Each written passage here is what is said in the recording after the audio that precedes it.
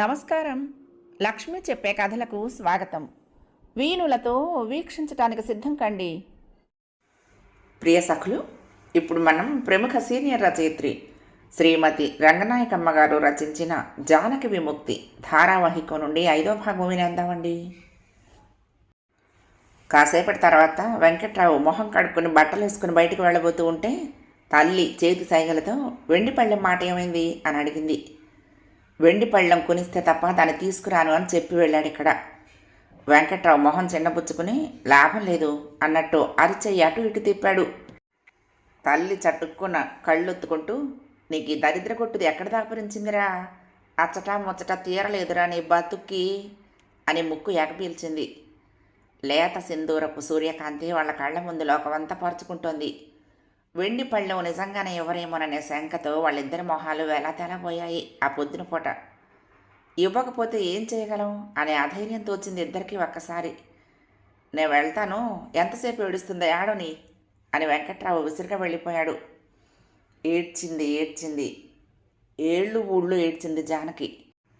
తన మీద తనకే పుట్టాడు జాలితో ఏడ్చింది. ఏడ్చి ఎప్పటికో ఏడుపు కూడా చచ్చూరుకుంది. దారుణమైన దృశ్యం చూసి మనసు చెదిరి పిచ్చెత్తినట్టుగా ఉంది. ఎంత అబద్ధం అనే ఘోషతో భర్త తనతో అంత అబద్ధం చెప్పాడంటే ఇంకా నమ్మశక్యం కాకుండా ఉంది. పంజరంలో నుంచి ఎగిరిపోమ్మని దయామయులు ఎవరో తలుపు తెరిస్తే ఎగరటం చేతకాక నేర్చుకునే సాహసం లేక తలుపు దగ్గరే తారట్లాడి మళ్ళీ పంజరంలోకే ఒదిగి వణుకుతూ కూర్చున్న పిట్టలా ఉంది. అన్న తీసుకుపోయాడు, భర్త తీసుకొచ్చాడు. జానకి వెళ్ళింది వచ్చింది ఆమె ప్రమేయం లేకుండానే. మళ్ళీ సంసార పంజరంలో జీవితం ప్రారంభమైంది. మొదటి క్షణమే దుఃఖంతో రోదనతో. నిన్న మొన్నటి వరకు మెడలో ఆ తాడు మొక్క పడక ముందు వరకు జానకి కళ్ళ నీళ్లు ఎరగదు. చిన్నప్పుడు ఎప్పుడూ ఎవరేమన్నా వెర్రి పిల్లలాగా నవ్వుతూ ఉండేది. తల్లి 2 దెబ్బలు వేసినా దూరంగా పోయి నుంచుని వెక్కిరించి పారిపోయేది. ముద్దు పిల్ల, ఈసారి చేతికి అందు చెప్తాను అని తల్లి బెదిరించిన సంగతి మర్చిపోయి కాసేపటికే తల్లి దగ్గరకు చేరి పక్కన కూర్చునేది. ఇందాక వెక్కిరించావే, నాకన్నా అందంగా ఉన్నావా అని తల్లి ముద్దుగా ఓ బొగ్గ పట్టుకుంటే, నీకన్నా నేనే అందం, కావాలంటే నాన్నని అడుగు అని తల్లి పమిట సర్దుతూనో గాజులు గలగల్లాడిస్తూనో మెడలో గొలుసులో వేళ్లు పెట్టి తిప్పుతూనో విసిగించేది. పెద్ద పిల్ల అయిన తర్వాత బట్టల దగ్గరో తిండి దగ్గరో ఇంకో దాని దగ్గరో మారాములు పెట్టడం అలగటం పెద్దవాళ్లతో చీవాట్లు తినటం ఎన్నడూ ఎరగదు. నిన్న మొన్నటి వరకు చీకు చింత ఎరగని దానికి ఈ 2 ఏళ్లలోనే 100 ఏళ్ల అనుభవం తెలిసింది. పెళ్ళి, భర్త, అత్తగారిల్లు, కాపురం, ఏడుపు. అత్త వంటింట్లో గిన్నెలు ముంతలు కింద మీద పడేస్తూ ఎవరితోనో మాట్లాడుతుంది. వచ్చింది రాకెక్కడికి పోతుంది, ఎవడు పోషిస్తాడు దీన్ని ఎల్లకాలం, మొగుడి దగ్గరికి రాకపోతే అత్తలు ఆడబిడ్డలు లేకుండా కాపురాలు చేయాలని చూస్తారు. నేను కన్నవాడు పనికొచ్చాడు కానీ నేను పనికి రాకపోయాను. రేగుతోంది పొగ, ఇక రాజుకుంటుంది తగలబెట్టడానికి. ఈ వైభోగానికి ఇలా పరిగెత్తుకొచ్చింది. అన్నయ్య ఎంత చెప్పాడు, తను వినలేదు. మళ్ళీ అత్తకంఠం వినిపించలేదు. అత్త ఆ మాత్రంతోటే సరిపెట్టిందంటే చెప్పలేనంత ఆశ్చర్యం వేసింది జానకి. 10 గంటలైందో ఎంతైందో ఆ ధ్యాసే లేకుండా అలాగే కూర్చుంది గదిలో ఎంతసేపు. లేస్తే కళ్ళు తిరిగి పడిపోతానేమోనన్నంత నీరసంగా ఉంది. అయినా ఓపిక తెచ్చుకుని లేచి స్నానాల గదిలోకి వెళ్ళింది. గుప్పున రొచ్చుకుంపు కొట్టి కడుపులో తిప్పేసింది. లోపల మనిషి నుంచోటానికి వీలు లేకుండా తాడు నిండా గుడ్డల మోపు. ఎన్నాళ్ల నుంచి పేర్చుంచారు. గడప మూల చాటడు కుంకుడుగాయల పిప్పి. గచ్చంతా నాచు పట్టి రోతరోతగా ఉంది. తూము దగ్గర పాదం లోతున నీళ్లు నిలిచిపోయి ఉన్నాయి. జానకి నిలబట్టానికి కూడా శక్తి లేదు. కానీ మొహం అయితే వాకిట్లోనన్నా కడుక్కోవచ్చు. కానీ స్నానం చేయాలంటే ఆ గది తుడుచుకోకుండా అక్కడ నిలబడటం మనిషి అన్న వాళ్ళకి సాధ్యం కాదు. తాడు మీద గుడ్డలన్నీ తీసి చాకలి బుట్టలో పడేసింది. చీపురు చాట తెచ్చి కుంకుడుకాయల పిప్పంతా ఎత్తి బయట పారబోసింది. తూముకి అడ్డం పడ్డ తుక్కంతా తీసి 4 చెంబుల నీళ్లు పోసి గచ్చంతా కడిగి ఓపిక లేక అక్కడితో సరిపెట్టింది. జానకి గదిలో నుంచి బయటకొచ్చి చీపురు కోసం చాట కోసం నీళ్ల కోసం అటు ఇటు తిరుగుతూ ఉంటే అత్త వాకిట్లో కూరగాయలు బేరం చేస్తూ చూసింది. జానకి మొహం కడుక్కొని స్నానం చేసి బయటకు వచ్చే వరకు అత్త ఆ మనిషితో బేరం చేస్తూనే ఉంది. జానకి స్నానం చేసి గదిలోకి వచ్చి 4 మూలలా చూస్తే ఎంత దుమ్మో ఎంత బూజో. మంచం మీద దుప్పటి, తలగడ దిళ్ల సంచులు ఎంత మిగలమాసున్నాయో. ఆ ఇంటిని చూశాక ఆ ఇంట్లో వాళ్ళు మనుషులా పందులా అని అనుమానం రాకపోతే ఆ చూసేవాళ్ళు పందులే. జానకి కళ్ళు తేలిపోతున్నాయి. చాప వేసుకుని ఒక దుప్పటి పక్క వేసుకుందామని చూసింది. ఉతుకున్న దుప్పటి ఒక్కటే లేదు. అన్నీ బురదలో పొర్లించి మూల పారేసినట్లున్నాయి. 3 నెలల నుంచి వాటి మొహానికి ఉతుకున్నట్లు లేదు. తన చీర ఒకటి తీసి పక్క వేసుకుని పడుకుంది. సాయంత్రం 4 గంటల దాకా నిద్రపోయి నిద్రలో అపరిమితంగా దాహం వేస్తూ ఉంటే లేచి వంటింట్లోకి వెళ్ళింది. అత్త సాయంత్రం పూట వంటకు పొయ్యి అంటిస్తూ కోడల్ని వారకంటితో చూసింది. అత్త ముండ కూడు కూడా పెట్టలేదని యాగి చేద్దామని నీ పంతం. అంత ఇష్టం లేకపోతే రాకుండా ఉండకపోయావా? రాగానే గదిలో దూరావు. నిండింట్లో పస్తులు పడుకోవలసిన కర్మే వచ్చింది అని మొదలుపెట్టింది. జానకి ఒక్కసారిగా భయం వేసింది. మంచినీళ్ళు ముంచుకోకుండా నిలబడింది. తాను అన్నం తినలేదని కొడుకు చెప్తుంది. ఎందుకు తినలేదని అడుగుతాడు. ఆకలి లేదంటే ఎందుకు లేదంటాడు. అదంతా ఆలోచిస్తే దాని మీద పెద్ద పోట్లాట జరగబోయేటట్టు కనపడింది. ఏమీ ఇష్టం లేకుండా పళ్ళెం తీసి కడిగి తెచ్చుకుంది. పొద్దున అన్నం ఉంటే కొంచెం పెట్టుకుని మజ్జిగ పోసుకుని తలుపు పక్కన కూర్చుని గబగబా 4 ముద్దలు తింది. అత్త వాగుతూనే ఉంది. జానకి అన్నం తిని గదిలోకి వచ్చేసింది.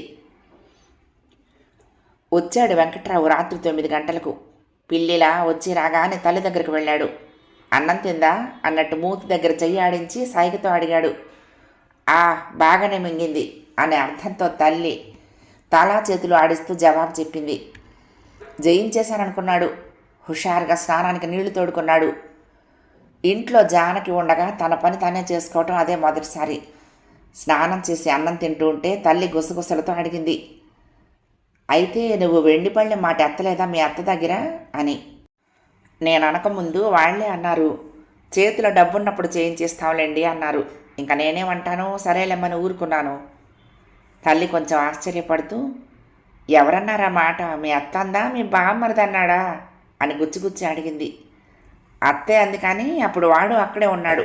మాట్లాడకుండా ముంగిలా నోరు మూసి కూర్చున్నాడు. చూసావా, 3 నెలలు నువ్వు పిల్ల మొహం చూడకపోయేసరికి తెలిసొచ్చిందన్నమాట. డబ్బున్నప్పుడు చేయించేస్తారా? ఇప్పుడు డబ్బు లేక చేస్తున్నారా? ఎక్కడో అప్పో సొప్పో చేసి ఆ పళ్ళెం కాస్త పెట్టి ఇంత చలిమిడి మిఠాయి చేసి పిల్లని లక్షణంగా పంపించుకుంటే ఎంత మర్యాదగా ఉండేది. నీ అత్తకి బొత్తిగా జ్ఞానం లేదురా. ఆవిడ వేషాలు పెళ్లిలో చూసినప్పుడే నాకు ఒళ్ళు మండింది. ఏం కూర వండిందేమిటి? నిన్న ఎన్ని గంటలకు చేరావు? నువ్వు వెళ్ళేటప్పటికి మీ బామ్మర్ది ఇంట్లోనే ఉన్నాడా అని వివరాలు అడిగింది. అందరూ ఉన్నారు. ఆటో దిగి వెళ్ళగానే వాడే మంచినీళ్ళు తెచ్చిచ్చాడు. సంచి తీసుకుని బయటికి వెళ్ళి కోడిగుడ్లు, యాపిల్ పళ్ళు ఇంకా ఏమిటోటో తెచ్చాడు. యాపిల్ మొక్కలు కోసి పళ్ళెంలో పెట్టించాడు. నేను ముట్టలేదనుకో. మా అత్తగారు వంటింట్లో హడావుడి పడుతూ గబగబా కూర చేసి అన్నం వడ్డించింది. కానీ నేను హోటల్లో తినొచ్చేసానండి అని చెప్పి వాళ్ళ ఇంట్లో పచ్చి మంచినీళ్ళు కూడా తాగకుండా దీన్ని తీసుకుని వచ్చేశాను అన్నాడు. మంచి పని చేసావురా. మొహాల మీద చెప్పు కొట్టినట్టు. ఇంటల్లుడికి ముద్దు ముచ్చట తీర్చాలని ఎరగరు కానీ మర్యాదలు చేస్తారు. మర్యాదలు మా బాగా చేశావు అని కొడుకును తెగమెచ్చుకుంది. అవును, ఎన్ని తులాలు పెట్టి చేయిస్తారో చెప్పిందా? 150 తులాలైనా పెడితేనే కానీ దండిగా ఉండదు. ఏ 50-60 తులాలో పెట్టి ఆకుల పామించిద్దామని చూస్తున్నారేమో. తర్వాత మళ్ళీ చెడగొట్టి చేయించావనే కన్నా మొదటే చెప్పు.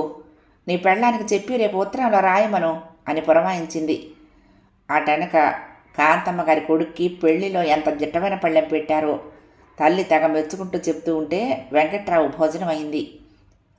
అత్తగారింట్లో తనకు మర్యాదలు జరిగాయని, తనకి బావమరిది స్వయంగా మర్యాదలు చేశాడని చిలవలు పలవలు కల్పించి తల్లికి చెప్పాక నిజంగా అక్కడ జరిగిందేమిటో మర్చిపోయాడు వెంకట్రావు. అక్కడ వెండి పళ్ళెం మాట ఎత్తటానికి వీలుందా? ఆ కాసేపు నేను నుంచోటానికే గజగజ వణికి చచ్చాను అని తల్లికి చెప్పకపోతే మానే ఆ మాట తాను అనుకోలేదు. తాను అల్లుడి హోదాలో అక్కడికి వెళ్ళినట్టు, తనకి వాళ్ళు అగ్గగ్గలాడుతూ మర్యాదలు చేసినట్టు, తాను అన్నింటినీ నిర్లక్ష్యంగా కాలదని వచ్చినట్లు నమ్మి ఆనందించాడు. వెంకట్రావు స్నానం చేస్తున్నప్పుడే తెలిసింది జానకి అతని ఇంటికి వచ్చాడని. గదిలోకి వచ్చి ఏం మాట్లాడతాడు అంత అబద్ధం చెప్పి? తాను తన జీవితం గురించి గట్టిగా ఆలోచించుకుంటానని జానకి తెలియదు, కానీ ఆమె చేసే పని అదే. ఎప్పుడూ ఆలోచిస్తుంది. అత్త అలా అనకపోతే బాగుండుని అనుకుంటుంది. భర్త ఇలా చెయ్యకపోతే బాగుండుని అనుకుంటుంది. వాళ్ళు కొంచెం సామరస్యంగా ఉంటే సంతోషిస్తుంది, వాళ్ళు కోపంగా ఉంటే విచారిస్తుంది. పొద్దున్న రాగానే అంత పెద్ద దుఃఖం వస్తే భోరున ఏడ్చింది. బయట ఏడుపు ఆగినా మనసులో ఏడుపు అలాగే ఉంది. ఎంత దగా చేశాడు, ఎంత పెద్ద అబద్ధం చెప్పాడు. రైలు దిగి ఇంటికి వస్తుంటే కూడా మనిషికి ఏమీ తడబాటు లేదు. అబద్ధం చెప్పానే, ఇంటికి వెళ్ళగానే ఏం జరుగుతుందోనన్న జంకు లేదు. రిక్షాలో ఏవేవో కబుర్లే గాని అతనికి ఈ ధ్యాస లేనందుకు ఆశ్చర్యపడింది. ఇంటికి తెచ్చి పడేసి లెక్క లేకుండా తన దారిని తను పోయాడని పొద్దుటి నుండి విస్తుపోతూనే ఉంది. ఆలోచనలు సాగుతున్న కొద్దీ జానకి పిచ్చి పట్టినట్లవుతోంది. పడుకున్నదల్లా లేచి గోడవారణ కూర్చుంది. వెంకట్రావు ఏమీ జరగనట్లు, 25 ఏళ్ల నుంచి సంసారం చేస్తున్నట్లు, బయట పని ముగించుకొని ఇంటికొచ్చిన వృద్ధ గృహస్థులాగా ఏ తువ్వాల కోసమో గదిలోకి వచ్చినట్లు వచ్చి టేబుల్ మీద కాసేపు ఏదో వెతికాడు. అలమరలో కాసేపు ఏదో తడివాడు. గోడకి ఆనుకుని కూర్చున్న జానకిని ఓ కంట కనిపెడుతూ 10 నిమిషాలు అటు ఇటు తచ్చాడాడు. అద్దం ముందు నిలబడి తలదూకున్నాడు. చివరికి గది తలుపులు మూసి మంచం మీద కూర్చున్నాడు. మంచం పక్కన జానకి పొద్దున ఎలా కూర్చుందో అలాగే కూర్చుని ఉంది. ఏడుపు మానిందంతే. వెంకట్రావుకి కొంచెం జంకుగానే ఉంది. దాన్ని జయించే భర్తతనం కూడా ఉండబట్టి బెంకంగా చూశాడు. నువ్వు వెళ్ళి 3 నెలల కాలా అన్నాడు మామూలుగా రైల్లో పలకరించినట్లే. జానకి మాట్లాడలేదు. కాసేపు చూశాడు. అన్నం తిన్నావా అన్నాడు. దానికి జవాబు చెప్పలేదు. మళ్ళీ కాసేపు ఆగి భార్యతో సరసం ఆడుతున్నట్లు నవ్వుతూ మోగనవ్వు పట్టావేంటి అన్నాడు. మాట్లాడలేదు జానకి. తల తిప్పలేదు, చూపు మార్చలేదు. ఏంటి మాట్లాడవేం, కోపం వచ్చిందా, ఇలా రారాదు అన్నాడు కొంచెం కంఠం మార్చి. జానకి హఠాత్తుగా అబద్ధం ఎందుకు చెప్పాలి నాతో అంది. ఆ 2 మాటలు తనకు చేతనైనంత కోపంగా. కానీ ఆ కంఠం మెత్తగానే పలికింది. కోపం చేతే కాని మనిషి.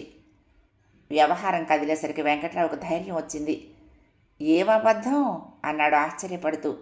అదేమిటో తను ఎరగనట్టు. ఓహో అదా, మా అమ్మ సంగతా అని ఆ సంగతి అప్పుడే గుర్తొచ్చినట్టు. ఆ సంగతి గుర్తురాగానే తనకు చాలా కోపం వచ్చినట్లు చూస్తూ, లేకపోతే నువ్వు అసలు వచ్చేదానివేనా అన్నాడు. జానకి తెల్లబోయింది.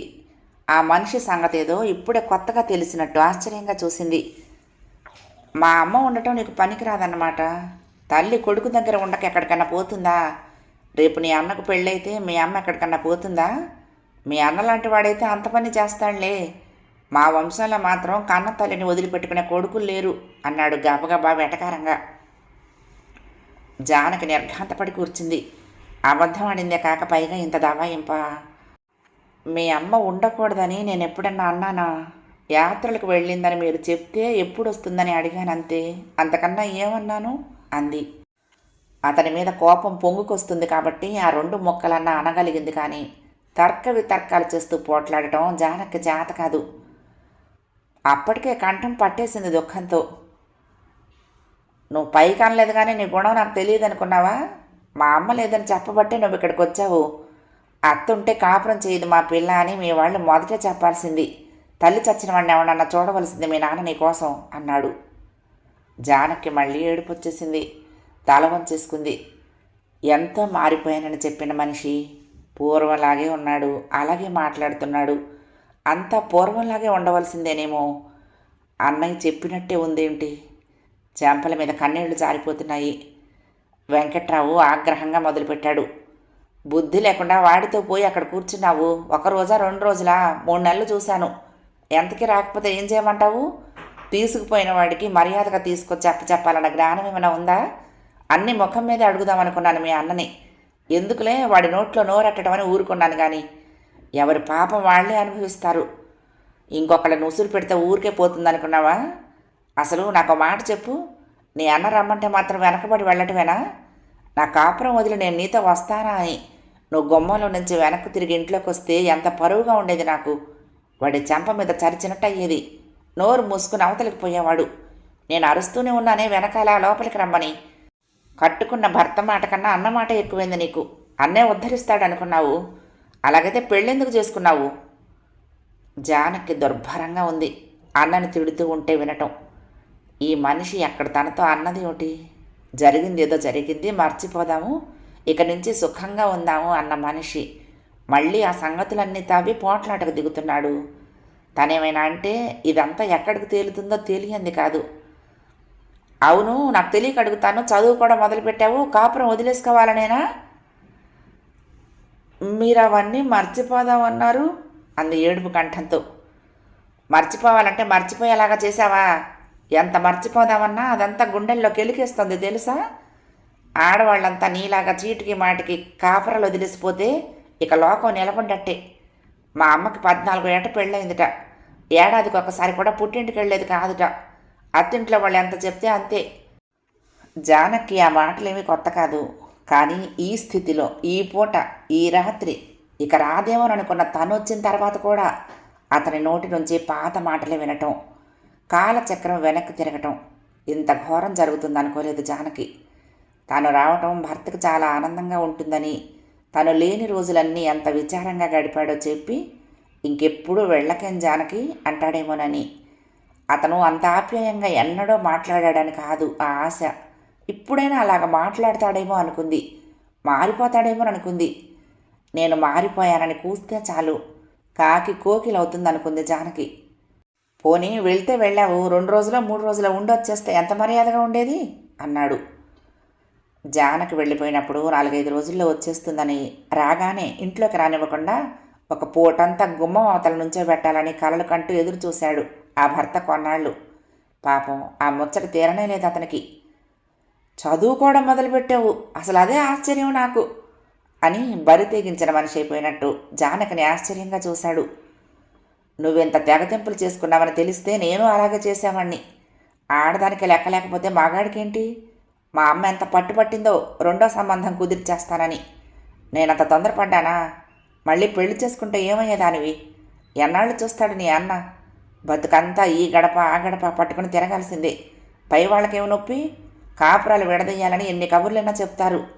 మంచి చెడ్డ గ్రహించుకునే జ్ఞానం ఆడదానికి ఉండాలి. 3 నెలల నుంచి ఈ మాటలు, ఈ వాతావరణం ఇదంతా మర్చిపోయింది. ఇంటర్ పుస్తకాలు చదువుకోవటం, నవలలు చదువుకోవటం, ఇంట్లో పనులు సంతోషంగా చేసుకోవటం, అన్నయ్యతో మాట్లాడుతూ తిరగటం, చీకు చింత లేకుండా విశ్రాంతిగా పడుకుని నిద్రపోవటం. అసలు తనకు పెళ్ళయిందన్న సంగతే మర్చిపోయింది బోలెడు సార్లు. నిన్న మధ్యాహ్నం దాకా అక్కడ అలాగే ఉంది నిశ్చింతగా. అదంతా ఏ లోకం సంగతో అన్నంత దూరం అయిపోయినట్టు అనిపిస్తోంది ఇప్పుడు.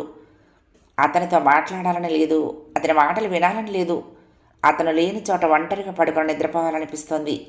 శరీరం అలసటతో తూలిపోతోంది. నిజం చెప్పు, నేనేమి అనుకోనులే. చదివేందుకు మొదలుపెట్టావు? ఇక్కడికి రావద్దనుకున్నావు కదూ? మీ అన్న బాగా నూరిపోస్తే అదంతా బాగా ఎక్కినట్టుంది. అన్నగారి పాదాల దగ్గర పడి ఉందామనుకున్నావేమో అన్నాడు. ఒకరి పాదాల దగ్గర పడి ఉండదలుచుకుంటే చదువు మొదలు పెట్టడం ఎందుకు? అంది జానకి చప్పున రోషంగా. దిమ్మెరిపోయాడు వెంకట్రావు. వెంటనే మాట్లాడలేకపోయాడు. జానకి ధోరణి కొత్తగా ఉందని ఎప్పుడో పసిగట్టాడు, కానీ ఇంత ఎదిరించి సమాధానం చెప్పక వినటం ఇదే మొదలు. అయితే చదువుకుని ఉద్యోగం చేసి నీ కాళ్ళ మీద నువ్వు నిలబడతావన్నమాట. అయితే మొగుడెందుకు, నాతో ఎందుకు వచ్చావు అన్నాడు వెటకారంగా. తనను నమ్మి వచ్చిన ఆ భార్యతో ఇప్పుడు మాట్లాడవలసిన మాటలు అవి. అప్పుడు కాకపోతే ఎప్పుడు మాత్రం మాట్లాడవలసిన మాటలు? జానకి ఎటన్నా పరిగెత్తుకుని పోవాలనిపిస్తోంది. ఎంత దూరం నుంచో, ఎన్ని సంవత్సరాల నుంచో, ఊహ తెలిసినప్పటి నుంచి ఎక్కడికో ఎందుకో తెలియని సుదీర్ఘమైన ప్రయాణం చేసొచ్చి హఠాత్తుగా పెద్ద అగాధంలో పడిపోయినట్టుంది. దిక్కు లేకుండా ఒంటరిగా నిస్సహాయంగా కారడవిలో చిక్కుకున్నట్టుంది. పెద్ద కంఠంతో భోరుని ఏడవాలనిపిస్తోంది. నీరసంగా గోడకి తల అంచి కళ్ళు మూసు కూర్చుంది. వెంకట్రావు కాసేపు మాట్లాడకుండా ఆమెను పరికిస్తూ కూర్చున్నాడు. మా అమ్మ ఇంట్లో లేదని అబద్ధం చెప్పానంటే ఎందుకు చెప్పాననుకున్నావు? నువ్వు వస్తే మనం సుఖంగా ఉండొచ్చనే కదా అన్నాడు కొంచెం కొత్త కంఠంతో. జానకి ఆ మాటలు వినపడ్డాయో లేదో, నచ్చాయో లేదో వెంకట్రావుకు అంత చిక్కలేదు. ఆమె ఏమన్నా జవాబు చెప్తుందేమోనని కాసేపు చూసి చటుక్కున మంచం మీద నుంచి లేచి ఆమె పక్కకి వచ్చి ఆనుకుంటూ కూర్చున్నాడు. జానకి ఉలిక్కిపడి పక్కకు జరగబోయింది. కావలించుకుపోయాడు. అయిష్టంగా అతని చేతులు తోసేసింది. ఇంకా కోపమేనా అన్నాడు నవ్వు తెచ్చుకుని. అబద్ధం చెప్పానని కోపం తెచ్చుకున్నావు, కానీ నా మనసులో ఏముందో నీకు అక్కర్లేదన్నమాట. నేను కోపం వస్తే ఏదో అనేస్తాను, కానీ నువ్వు లేకపోతే ఒక్క రోజైనా ఉండలేను. ఎన్ని రోజులైపోయిందో నువ్వు లేకుండా. నాకు ప్రేమ లేదనుకుంటావు నీ మీద, కానీ నా మనసు నీకేం తెలుసు? ప్రేమ లేకపోతే నీకోసం మీ ఊరు ఎందుకు వచ్చాను? జానకి కొంచెం ఆశ్చర్యంతో కళ్ళు వాల్చుకుని మౌనంగా వింటోంది. నీ మీద ప్రేమ లేకపోతే ఈ పాటికి రెండో పెళ్లి చేసేసుకుని కొత్త భార్యతో ఉందునా లేదా? నేను అలా చేశానా చెప్పు అన్నాడు. జానకి చెంపలు తడిసిపోతున్నాయి. తనను తీసుకురావాలనే కదా అబద్ధం చెప్పాడు. బుట్టెడు దుమ్ములో వెంకట్రావు విసిరిన ప్రేమ, నా మనసు, నీకోసం అనే మూడో రెండో మాటలు మెత్తని పూలరేకుల్లాగా విరిశాయి జానకి మనసులో. వాటి కోసం దుమ్ములో చేతులు పెట్టడానికి సంకోచం కలగలేదు. వెంకట్రావు నోరు తెరిస్తే అబద్ధాలు ఆడతాడని జానకి తెలీదు, ఊహించదు, నమ్మదు. రెండో పెళ్లి ప్రయత్నాల్లో తల్లి ఎంత ఆరాటపడిందో అంతకన్నా 10 రెట్లు ఆశపడ్డాడు వెంకట్రావు. మళ్ళీ పెళ్ళి, మళ్ళీ కట్నం, మళ్ళీ లాంఛనాలు, మళ్ళీ కార్యంగది, మళ్ళీ అత్తగారింట్లో మనుగుడుపులు, అవన్నీ తలుచుకుని తలకిందులయ్యాడు. ఈసారి వెండి పళ్ళెం ముందే పెట్టించుకోవాలి అన్నాడు తల్లితో హాస్యానికి అన్నట్టు. ఈసారి కూడా అంత తెలివి మారిన పని చేస్తానా? నువ్వు అనాలి కానీ అవన్నీ ముందే అప్పచెప్పాలని చెప్పను అంది తల్లి. వెంకట్రావు ఓ అనేవాడే, కానీ వెనకాల పెద్ద పులి లాంటి బావమరిది కోర్టుకి ఇడ్చి ఉద్యోగం ఓడగొట్టించి జైల్లో తోయిస్తాడనే జంకే లేకపోతే, జానకిని తీసుకొచ్చి బావమరిదికి గర్వభంగం చేయాలనే పట్టుదలే లేకపోతే ఎంత తొందరలో భార్య కోసం వెళ్ళేవాడు కూడా కాదు. అంత మక్కువ జానకంటే. వెంకట్రావుని వెంకట్రావే అర్థం చేసుకోగలడు, జానకేం అర్థం చేసుకోగలదు? ఇంకా కోపమేనా అన్నాడు మళ్ళీ మీద పడబోతూ. ఉండండి, నన్ను ముట్టుకోవద్దు అంది జానకి మొహం చిట్లిస్తూ. చెంప మీద కొట్టినట్లు అదిరిపడ్డాడు. మరి నాతో ఎందుకు వచ్చావు అన్నాడు దెబ్బలాటకు దిగబోతున్నట్టు. జానకి మాట్లాడలేదు. కేకలేస్తే ఏమన్నా భయపడుతుందేమో అనుకున్నాడు కానీ భయపడినట్లు కనపడలేదు. ఇష్టం లేని దాని ఎందుకు వచ్చావేంటి అన్నాడు మళ్ళీ కొంచెం తగ్గి. నాకు నీ మీద ప్రేమ కాబట్టి నీకు నా మీద ప్రేమే అనుకున్నాను అని మొహం వాల్చుకుని చాలా విచారపడుతున్నట్టు కూర్చున్నాడు. కొంతసేపటికి తాలెత్తి, నేను మంచివాణ్ణి కాదనుకుంటున్నావు కదూ జానకి అన్నాడు. ఆశ్చర్యంగా చూసింది జానకి. మబ్బులమయమైన ఆకాశంలో తాటాలను ఒక మెరుపు మెరిసినట్లు జానకి మనసులో ఒక ఆనంద తరంగం పరిగెత్తింది. జానకి అని అతను 4-5 సార్లు పిలుచుంటాడు పెళ్ళయ్యాక. ఇప్పటికీ నాతో అబద్ధం ఎందుకు చెప్పాలి అంది అప్రయత్నంగా మళ్ళీ. ఈసారి జానకి మాటల్లో కోపం లేదు. అలా చెప్పకపోతే నువ్వు వస్తావా నాతో? జానకి మొహం ముడిచేసుకుంది. అబద్ధం చెప్పానంటావు కానీ నీకోసమేగా చెప్పింది. నీకిష్టం లేకపోతే సరేలే, నిన్ను ముట్టుకోను, ఎన్నాళ్ళైనా సరే. నేను ఎలాంటి వాడినో అప్పుడే తెలుస్తుంది నీకు అని వెంకట్రావు జానకి పక్క నుంచి లేచిపోయి 2 నిమిషాలు మంచం మీద కూర్చున్నాడు. కాసేపు చూసి లైట్ ఆర్పి పడుకున్నాడు. జానకి అలాగే కూర్చుంది. పడుకో, ఎందుకలా కూర్చుంటావు? రాత్రి రైల్లో కూడా నిద్రపోలేదుగా అన్నాడు. భార్య కష్ట సుఖాలు తనెంతో శ్రద్ధగా పట్టించుకుంటున్నట్టు. జానకి చాలాసేపు అలాగే కూర్చుని తనకు తెలియకుండానే చాప మీదకు ఉరిగింది. అంత నిద్రమత్తులో కూడా ఆమె ఆలోచనలు అతన్ని గురించే సాగాయి. అతని ప్రవర్తన కాస్త మార్పుగానే కనపడింది. మొదట కోపం ఆపుకోలేక ఆ మాటలన్నీ అడిగాడు కానీ అతనికి తనంటే ప్రేమేనని మనసు హామీ ఇస్తోంది. భర్తతో తను చాలా అగౌరవంగా ప్రవర్తించినట్లు అనిపించింది జానకి. లేచి వెళ్ళి అతని పక్కన పడుకుందామనిపించింది. కానీ మనసుకేమీ ఉత్సాహం లేదు, నిజంగా ఇష్టం లేదు. ఎంతసేపు గడిచిందో జానకి నిద్ర పట్టేసింది. వెంకట్రావు పిల్లిలాగా మంచం దిగి జానకి పక్కన పడుకోబోతూ ఉంటే అదిరిపడి లేచింది. అతను చొరవగా కావలించుకుంటున్నాడు. విదిలించలేకపోయింది. తన అయిష్టం మళ్ళీ ప్రదర్శించలేకపోయింది. నేనంటే నిజంగా నీకు ఇష్టం లేదా? చెప్పు, చచ్చిపోతాను. నీకు ఇంకా కోపంగా ఉందా? నువ్వు నాతో మాట్లాడకపోతే నేనెందుకు బతకటం చెప్పు అంటున్నాడు మెత్తగా. జానకి జాలేసింది. జరిగిందేదో జరిగిపోయింది. ఇంకా అదంతా మనసులో పెట్టుకుంటే ఏం బాగుంటుంది అనిపించింది. మోకాళ్ళ మీద తల పెట్టుకుని అలాగే కూర్చుంది. మాట్లాడవేంటి? అంత కోపం ఎందుకు చెప్పు అంటూ మళ్ళీ మీద పడి కావలించుకున్నాడు. జానకి మళ్ళీ దుఃఖం వచ్చింది. నెమ్మదిగా అతని భుజాల చుట్టూ చేతులేసింది. జానకి అతని మీద ఆపుకోలేని ప్రేమ కాదు, ఆమె శరీరానికి కాంక్ష అంతకన్నా కాదు. అతని మీద కొంచెం జాలి, కొంచెం జంకు, కొంచెం భయం. భర్త అనే స్పృహ, అతనికి హక్కు ఉందనే స్పృహ, తిరస్కరించకూడదనే స్పృహ. ఆ స్పృహలన్నింటినీ మించిన జాలితో తల్లడిల్లింది. తనను తను అవమానించుకునేంత జాలిగుణం లేకపోతే కనీసం ఆ క్షణాల కోపంలో ఆ స్పృహలన్నింటినీ లెక్క చేసేది కాదేమో. అతన్ని తిరస్కరించడానికి మనసొప్పక చివరికి దయగా లోబడింది. అంత అబద్ధం చెప్పి తెచ్చి ఇంట్లో పడేసిన భర్తకి ఆమె దయాగుణం ఎంత వ్యర్థం, ఎంత అవమానం! ఆమె చేసింది ఎంత అపాత్రదానం! వెంకట్రావు పాల వ్యాపారస్తుడైతే పాలల్లో తప్పకుండా నీళ్లు కలుపుతాడు. బియ్యం వ్యాపారస్తుడైతే బియ్యంలో రాళ్ళు. కమ్యూనిస్ట్ అయితే తప్పకుండా రివిజనిస్ట్ అవుతాడు. పురుషుడయ్యాడు కాబట్టి స్త్రీని పీడించే భర్త అయ్యాడు. కుక్క తోక వంకర తిరగక మానదని జానకి గ్రహించకపోతే అది జానకి తప్పవుతుంది కానీ కుక్క తోక తప్పవుతుందా? ఆ తెల్లారగట్ల జానకి మెలకు వస్తే ఎక్కడున్నాను నేను అని కంగారు పడింది. పక్కలో ఒక మనిషిని చూసి ఎవరెతను అని ఆశ్చర్యపోయింది. ఆ పక్కనే అలవారు దగ్గర అతని బట్టలు కనపడి అతను గుర్తొచ్చి, అతనితో వచ్చేయటం గుర్తొచ్చి, అతను తనతో అబద్ధం ఆడటం గుర్తొచ్చి అంతా పెద్ద నాటకంలాగా అనిపించింది. ఆ తెల్లారగట్ల చలిగాలిలో నిద్రమత్తులో మనసు నిండా పెద్ద దిగులొచ్చింది. అతని సరసన పడుకోబుద్ధి కాలేదు. లేచి వాకిట్లోకి వెళ్ళింది. తెల్లారగట్ల వెన్నెల్లో కరవీర పూల చెట్టు మూడైపోయి కనిపించింది. గోడ పక్కన ఉండే బొగడబంతి మొక్కలు ఆనవాలే లేకుండా పోయాయి. 10 ఏళ్ల పిల్లాడంత ఎత్తుండే నందివర్ధనం మొక్క అగ్ని ప్రమాదంలో తగలడిపోయినట్లు ఎండి నల్లబడిపోయింది. మొక్కలన్నీ కొన ఊపిరితో పడి ఉన్న రోగగ్రస్తుల్లా ఉన్నాయి. జానకి కాసేపు నిలబడి పిచ్చిగా మొక్కలన్నింటినీ చూసింది. చప్పున ఏదో గుర్తొచ్చినట్లు తొట్టి దగ్గరికి వెళ్ళి రేకు డబ్బాతో 10 సార్లు తిరిగి వాకిట్లో మోళ్ళన్నింటికి కాసిన నీళ్లు పోసింది. ఆ తొట్లో నీళ్లు తీసి పోస్తూ ఉంటే విషం పోసినట్టు కాసేపట్లో మొక్కలన్నీ చచ్చిపోయి ఊరుకుంటాయేమో అనిపించింది. అంత మురిగిపోయి ఉన్నాయి నీళ్లు. తొట్టంతా నాచుపట్టి బురద పేరుకుని ఉంది. అందులోని నీళ్లే ఆ తల్లి కొడుకుల స్నానాలకి పానాలకి వాడకం. జానకి కొబ్బరి పీచు సంపాదించి తొట్టి తోమే పనిలోకి దిగింది. అప్పుడు గుర్తొచ్చింది విశాలాక్షి గారు నిన్నటి నుంచి తనను చూడటానికి రానేలేదేమా అని. ఇలా గుర్తొచ్చి అలా మర్చిపోయింది. పనిలో మునిగిపోయింది. జానకి వచ్చి 10 రోజులైంది. ఆ 10 రోజుల్లోనూ వెంకట్రావు ఆమెతో 10-15 సార్లు పోట్లాడాడు.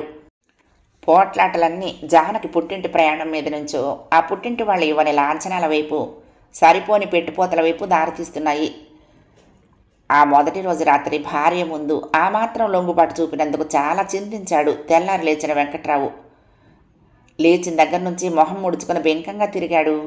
వేడి నీళ్ల బకెట్ స్నానాల గదిలో తొందరగా పెట్టలేదని గట్టిగా విసుక్కున్నాడు జానకి మీద. రాత్రి మనిషేనా ఇతను అని జానకి ఆశ్చర్యపడి పిచ్చిగా చూసింది. వెంకట్రావు స్నానాల గదిలోకి పోయి నుంచుని తువ్వాలేది అని అరిచాడు. జానకి పొద్దున్నే తువ్వాళ్ళన్నీ సబ్బులో నానబెట్టింది. ఏమి ఇవ్వాలా అని కంగారుగా బట్టలన్నీ వెతికి తన చీరల్లో నుంచి ఒక తెల్ల చీర మడతలు విప్పి పట్టుకెళ్ళి మురిగ్గా ఉన్నాయని తువ్వాళ్ళన్నీ నానబెట్టాను, ఇది తీసుకోండి అని చీర అందించింది. వెంకట్రావు అది అందుకొని దాని అంచులు చూసి ఏంటి చీర ఇచ్చావా తుడుచుకోవటానికి? పళ్ళు రాలగొడితే సరి, ఆ వెధవ ఉతుకుళ్ళన్నీ ఇప్పుడే మొదలు పెట్టాలా అని చేతిలో చీర ఉండ చుట్టి వాకిట్లోకి విసిరేశాడు. అయ్యో మగాడికి చీర ఇవ్వటం ఏమిటే, చీరతో తుడుచుకుంటాడా వాడు అని వెనకాల అత్త తగులుకుంది. ఎందుకలా నుంచుంటావు మొద్దులాగా? తాడు మీద ఏదైనా ఉందేమో చూడు. సర్లే అక్కర్లేదులే, లుంగి ఉందిలే అని కొంచెం శాంతంగా అరిచాడు వెంకట్రావు. జానకి గబగబా గదిలోకి వెళ్ళబోయి ఆగింది. అతను లుంగి చుట్టుకుని బయటకు వచ్చాడు. అది తెల్లవార్లు కట్టుకున్న లుంగి. దాంతోటే దొడ్లోకి వెళ్ళాడు. దాంతోటే మొహం కడుక్కున్నాడు, గడ్డం తీసుకున్నాడు. అంతకుముందు దాన్ని ఎన్ని రోజుల నుంచి వాడుతున్నాడో ఒకటే చెమట కంపు కొడుతోంది. స్నానం చేసి ఒళ్ళు తుడుచుకోవటానికి ఆ లుంగి పనికొచ్చింది కానీ పువ్వులాగా తెల్లగా ఉతికిన చీర పనికి రాలేదు. ఆడదాని చీర. స్నానం చేసి వచ్చి కంపు లుంగి చుట్టుకుంటూ అన్నం పెట్టాయి అన్నాడు. ఇంకా కూర అవ్వలేదు, ఏదైనా పచ్చడి చేయనా అంది జానకి. ఏం చేస్తున్నావు పొద్దున్నుంచి? ఇల్లు ఆకలి శుభ్రం చేసుకుంటుంది, మనలాగా యాబ్రాసి మనిషి ఏమిటి అది అని అత్త వ్యంగ్యోక్తి విసిరింది. పంపు వచ్చేటప్పటికి తొట్టి శుభ్రంగా ఉంటే బాగుంటుందని తొట్టి కడిగుంచాను, బట్టలన్నీ నానబెట్టాను. ఏదో చెప్తావు వెధవ గొణుగుడు అని వెంకట్రావు చీరచీరలాడుతూ బట్టలు వేసుకున్నాడు. జానకి అతని మీద కోపం రాలేదు, ఆశ్చర్యం వేసింది. రాత్రి అతను తన చేతి మీద మొహం పెట్టుకోవటం, తను మాట్లాడకపోతే చచ్చిపోతాననటం ఇంత తొందరగా మర్చిపోయాడా అనే దిగ్భ్రాంతిలో మునిగింది. బయట ఏదైనా తింటాలే అని తల్లితో చెప్పి వెంకట్రావు వెళ్ళిపోయాడు. అత్త జానడు పొడుగు గ్లాసుతో రెండోసారి కాఫీ తాగుతూ తీరిగ్గా కూర్చుని, ఎన్ని తులాలు పెట్టి చేయించాలనుకుంటున్నారేమిటి అంది కోడలితో. దేని గురించో జానకి అర్థమే కాలేదు. కూరకి తాలింపు పెడుతూ జవాబు చెప్పలేదు.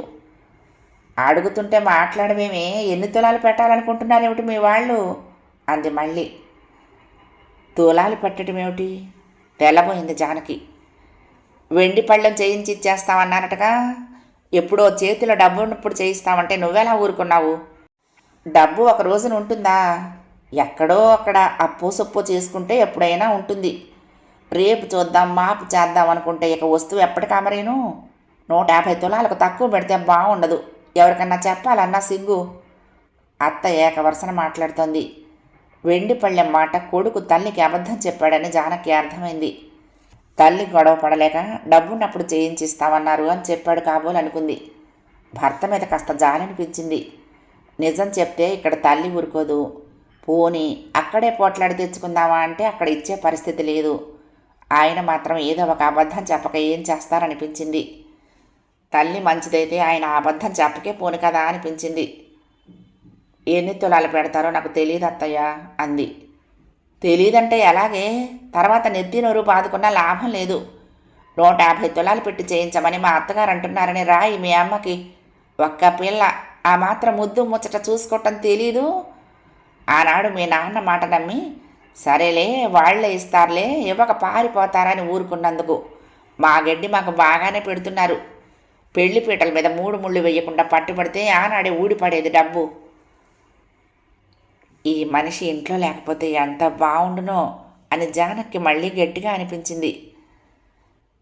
ఇంకా కొన్నాళ్ళు తను అక్కడే ఉంటే ఏమన్నా బుద్ధి వచ్చునో లేదో. ఛీ, ఎంత అబద్ధం ఆడాడో తనతోటి. జానకి మనసులో ఎంత ఉత్సాహం లేకపోయినా నూతి దగ్గర కూర్చుని బట్టలు ఉతికే పనిలో మునిగిపోయింది. ఆ రోజు చీకటి పడేదాకా పని చేస్తూనే ఉంది. నానబెట్టిన బట్టలన్నీ ఉతికింది. 4 దుప్పట్లు, తలగడ సంచులు ఉతికి గంజిపెట్టి ఆరేసింది. గదుల్లో బూజులు దులుపుతామని చీపురు పట్టుకొని వస్తే ఎంత ఆశ్చర్యం వేసిందో. ఇంత శుభ్రం లేకుండా మనుషులు ఎలా బతుకుతారో అనిపించింది. ఈ 3 నెలల నుంచి గదుల్లో చెంబుడు నీళ్లు పోసి కడిగినట్లు లేదు. మూల మూలల్లో దుమ్ము అట్టలు కట్టి పేరుకుపోయింది. మురికితో గడప రంగే కప్పడిపోయింది. గోడ పక్కన మంచం అంచు నిండా బూజులే, నవ్వారు బద్దెల నిండా బూజులే. మంచం కోళ్ళకి గోడ మూలలకి విసినకర్రలంతా సాలెగుళ్ళు. ఎన్నడూ మంచం యువతలకి లాగి గోడవారను చీపురాడించిన పాపాన పోలేదన్నమాట. జానకి మంచం తీసి వాకిట్లో ఎండలో పడేసి గది నిండా నీళ్లు పోసి మూల మూలల్లో దుమ్ము నానబెట్టింది. గోడలన్నీ దులిపి అలమర్లన్నీ సర్ది గదుల్లో సోడా వేసి నేలంతా తళతళలాడేటట్లు తోమి కడిగింది. వంటిల్లు సర్దడానికి వెళ్తే అదో పెద్ద అగాధం. డబ్బాలు సీసాలు అన్నీ నూనెలో ముంచి తర్వాత మట్టిలో దొర్లించి అక్కడ పడేసినట్టున్నాయి. ఏది పట్టుకుంటే అదే ఆమదం జిడ్డు. చేతులు ఊడిరావు. ఒక్క డబ్బాలో కానీ సీసాలో కానీ ఒక్క సరుకు లేదు. ఇందాక తాలింపులోకి ఆవారు లేకపోతే ఉడికిన కూర తీసుకుపోయి గోడ అవతల దెమ్మరించాలనిపించింది జానకి. ఆవారు లేకుండా తాలింపు ఏమిటి? విసుక్కుంటేనన్నా అత్త చెవిని పడుతుందేమో అనుకోవటానికి అత్త ఇంట్లో ఉంటేనా? సంసారం కోడలికి అప్పచెప్పేసి ఊరి మీద పడింది. వంటింట్లో నేల మీద జిడ్డు వదిలించడానికే సగం రోజు పట్టింది. ఆ రోజుకి ఎక్కడితో పని సరిపెట్టి మంచం దులిపి ఇంట్లోకి తెచ్చి పడేసి తలగడ దిళ్లకు ఉతికిన సంచులు తొడిగి తెల్లటి దుప్పట్లతో పక్క వేసింది. గదిని చూస్తే కొంచెం బెంగ తీరినట్లు అనిపించింది. తర్వాత తలంటుకుని అలసిపోయి 9 గంటలకే మంచం పక్క చాప మీద వాలగానే దిగులంతా మర్చి నిద్రపోయింది. వెంకట్రావు ఇంటికొచ్చి తెల్లగా మెరిసే గచ్చు, పక్క మీద తెల్లగా మెరిసే దుప్పటి, తలగళ్ళు, తాడు మీద తెల్లగా మెరిసే తువ్వాళ్ళు, శుభ్రంగా సర్ది ఉన్న వంటిల్లు అన్నీ చూశాడు. అప్పుడే పడుకుందేం అన్నాడు తల్లితో. పొద్దు గూట్లో పడకముందే పక్కెక్కింది అంది తల్లి. జానకి చేసిన పనుల గురించి వాళ్ళు ఏం మాట్లాడుకోలేదు. ఇల్లు సుఖంగా ఉందన్న సంగతి వాళ్ళకి అర్థమే కాలేదు. కొడుక్కి అన్నం పెట్టి మళ్ళీ అత్తగారింటి కబుర్లు అడుగుతూ కూర్చుంది తల్లి. ఈ కాలం పిల్లలు చూడు ఎంత చకచకలాడుతూ ఉంటారో. పుట్టింటి వాళ్ళని నోరు తెరిచి ఒక వస్తువు అడగటమే తెలియదు దీనికి. అది పోట్లాడి తెచ్చుకోవాలి కానీ మనం ఎక్కడ పోట్లాడతాం పోయి. రేపు ఉత్తరం రాయమని చెప్పు దానికి అని పురమాయించింది. వెండి పళ్ళెం గురించి తల్లితో తన అబద్ధం చెప్పిన సంగతి జానకి తెలిసిపోయినందుకు వెంకట్రావు మొదట కంగారు పడ్డాడు. తర్వాత తనకు తను నచ్చచెప్పుకున్నాడు. అబద్ధాలకి ఏం చేయమంటావు? మీ వాళ్ళ పరువు కాపాడేందుకు నోరు మూసుకుని ఉండు. అని పెడీలమని జవాబు చెప్పలేనా అని సర్దుకున్నాడు. తల్లి ఏమిటేమిటో వాగుతూనే ఉంది. అన్నిటికీ ఊకొట్టాడు కొడుకు. వరుసగా వారం రోజుల దాకా ఇంట్లో ఏదో ఒక పని చేస్తూనే ఉంది జానకి రోజు. చారెడు వాకిలే శుభ్రంగా ఉంచుకోలేక అత్త వాకిట్లోనే పెంటపోగు తయారు చేసింది. అదంతా ఎత్తిపోసి వాకిట్లో వరుసగా 4 పూటలు కళ్ళాపు చల్లి వాకిలి అద్దంలా చేసింది జానకి. నందివర్ధనం మొక్క ఒకటి పూర్తిగా చచ్చిపోతే జానకి చాలా బాధేసి ఏడుపొచ్చింది. ఈ మొక్కలన్నింటినీ వదిలి ఇన్ని రోజులు ఎందుకు వెళ్ళానా అనిపించింది. మొక్కలన్నింటికీ పూట పూట శ్రద్ధగా నీళ్లు పోసి వాటి మొదళ్లలో గొల్ల చేసి ఎలాగో అన్నింటికీ కాస్త కళ వచ్చేట్టు చేసింది. 5వ భాగం సమాప్తం. ప్రియ సఖులు, ఈ కథ మీకు నచ్చితే తప్పకుండా లైక్ చేయండి, షేర్ చేయండి, కామెంట్ చేయండి, సబ్స్క్రైబ్ చేసుకుని నన్ను ఎంకరేజ్ చేయండి. ఉంటానండి. ప్రేమతో లక్ష్మి, కృష్ణాతీరం దుర్గమ్మ సన్నిధానం. నమస్తే.